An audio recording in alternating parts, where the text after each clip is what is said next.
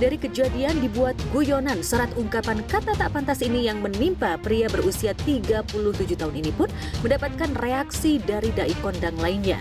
Seperti Ustadz Dery Sulaiman dan Ustadz muda Denis Lim Setiawan alias Ko Denis.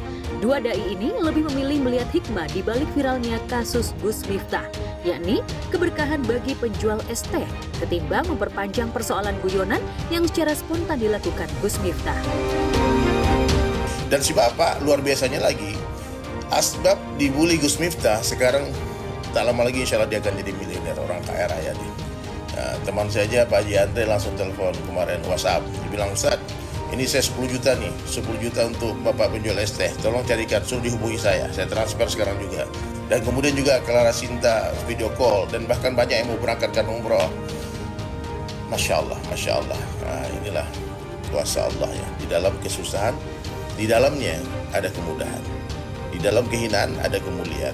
Yang bikin dosa orang lain, kita gagal jaga hati, kita ikut bikin dosa dengan ikut mencak-mencak caci maki. Karena aslinya itu bapak Esther lagi dimuliakan, dapat rasulan pahala, dapat dunia juga, disayang se-Indonesia jadinya. Dan bismillah lah.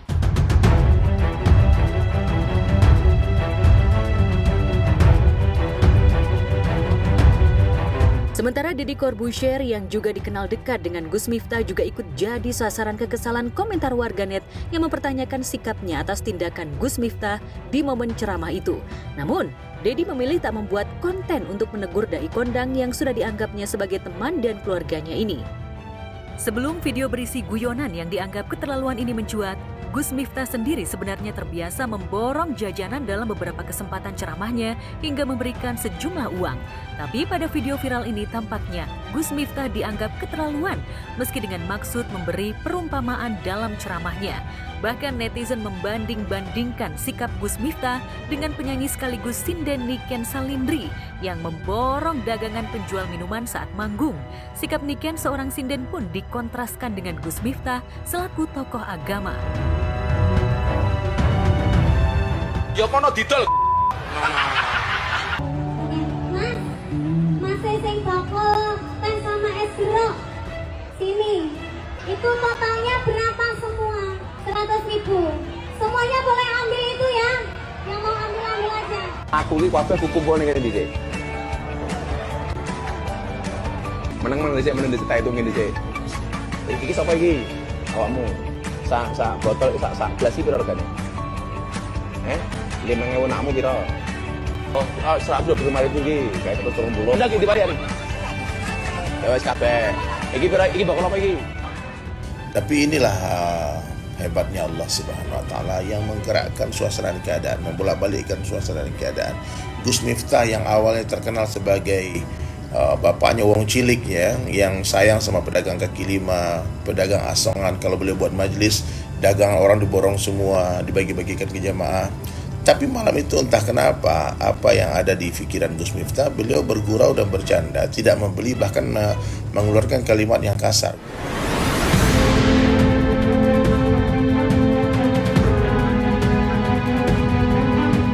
Bahkan meski ia sudah meminta maaf, komentar bernada negatif, kecaman demi kecaman masih ramai membanjiri laman media sosial. Hingga video berisi sindiran dan meme ramai menjejali postingan di jagat maya. Lantas bagaimana reaksi selebriti atas langkah permintaan maaf Gus Miftah? Bagaimana pula mereka menilai candaan Gus Miftah? Menurut aku nggak patut dijadikan contoh siapapun, apalagi ngomongnya sama orang yang ibaratnya perekonomiannya aja dia nggak tahu gitu loh, hari ini laku atau enggak gitu. Dan Islam itu mengajarkan gimana caranya kita semua profesi itu semua di mata Allah sama.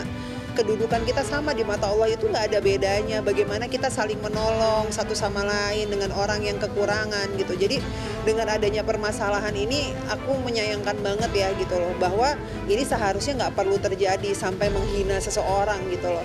Saya juga minta maaf kepada masyarakat atas kegaduhan ini yang merasa terganggu dengan candaan saya. Yang dinilai oleh masyarakat mungkin berlebihan. Untuk itu saya minta maaf. Tidak semua hal-hal bisa dibercandain gitu. Walaupun niatnya bercanda, tapi ketika bercanda kita menyakiti orang lain, urusannya dengan manusia itu kalau manusia nggak ridho susah akhirat kita. Ya, maka tidak semua bisa kita bercandain.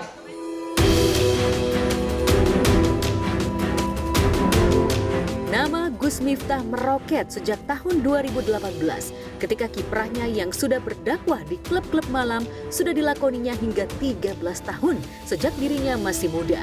Selain berdakwah di tempat hiburan sekitar Jogja, Gus Miftah juga melakoni tur dakwah di kawasan hiburan Bali. Namanya terus meroket dan banyak dekat dengan kalangan selebriti seperti Deddy Corbuzier yang pernah melalui proses mu'alaf melalui bimbingannya. Namanya makin dikenal luas di kalangan selebriti, hingga teranyar ia didapuk sebagai staf khusus presiden bersama Raffi Ahmad.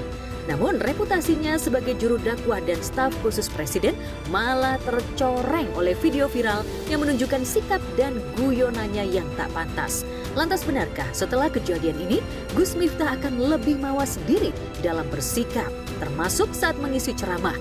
Benarkah banyak selebriti yang menasehati Gus Miftah pasca kejadian ini?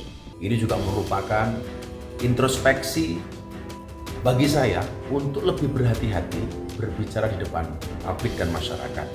Saya juga sudah ditegur oleh Bapak Seskap yang hari ini berada dari Kupang untuk lebih berhati-hati menyampaikan pendapat dan pidato di depan masyarakat umum. Ya, semoga ini menjadi hikmah ya, ada hikmahnya.